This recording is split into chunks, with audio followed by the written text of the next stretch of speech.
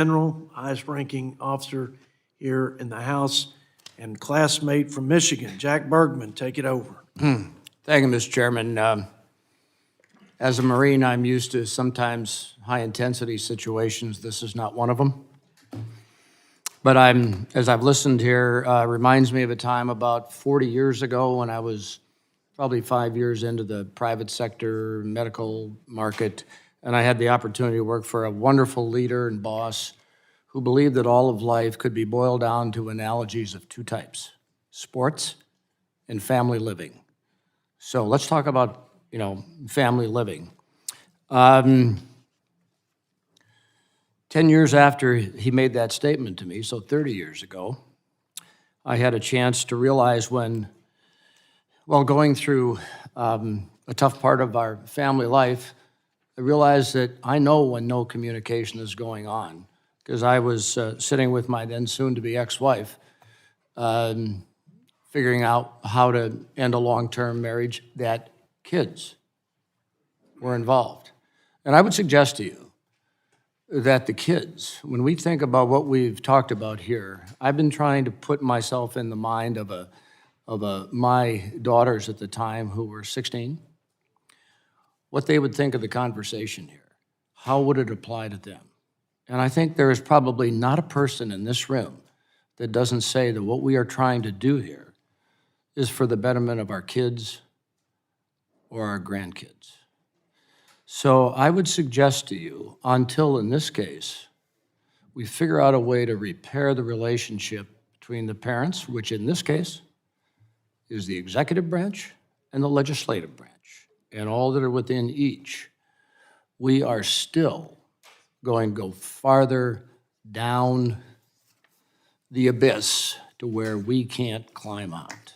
So I would just suggest to all my colleagues that we stop with the rhetoric that doesn't add value to what we're leaving for our kids and our grandkids and our great-grandkids and whatever future generations. So I think we can all do better. First term, when the chairman mentioned that some of us who were freshmen 8 years ago were on budget committee, there was a data point put in front of us. You can tax the wealthy 100%. It still doesn't come anywhere near to what we need to begin grabbing fiscal control of our country for the betterment of our people. So I would suggest we could probably stop with that. So let's get now, I have sucked up 3 minutes of oxygen here of my time, but, this cycle, we as the Budget Committee created task forces. I have the honor of leading the task force on improper payments, so I'd like to focus on that just for the remainder of my time.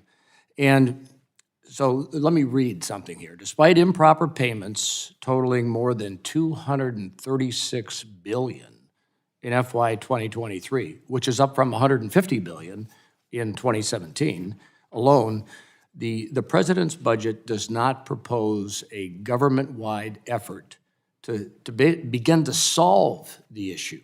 I'm not saying we're going to completely solve it, but begin to take a deep look. So, what specific actions is OMB taking to improve the accuracy and the efficiency of payment systems to reduce the rate of improper payments? Thank you for your remarks, Congressman. I believe you when you tell me what our children would be left with, and we have an opinion on that as well. And a respectful dialogue is happy to fix these very complex problems in the country. As you know, the UI program is one of the largest drivers to improper payments.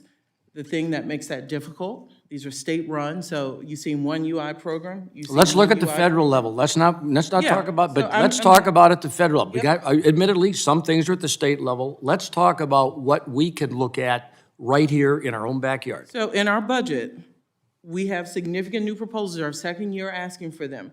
We're seeing actually some traction in committees of jurisdiction to move on legislation. We have a proposal that would save about $2 billion by modernizing and protecting and strengthening the UI program. So I'm saying it is not, there is a federal responsibility. The difficulty is that each state runs a different one. But we have a Okay. proposal to improve that system, which would save about $2 billion. I know my time is past, and I don't want to abuse the time, but unless we look at, in one example, the fraud related to the COVID-19 pandemic, which is federal, we're missing an opportunity and we're getting farther behind. And with that, I yield back. I thank the gentleman from Michigan and Director Young. We passed the first bipartisan process reform, budget process reform legislation in a decade out of this committee and then this week on the floor. And Ms. Ilhan Omar, my colleague, served as the ranking member. And I got to say, I heard better this. watch your back, man. She was good. It was efficient. And I appreciate her leadership and support. I fully support her promotion. I think it'd be unanimous. That's only because you've sat here for so long next to me.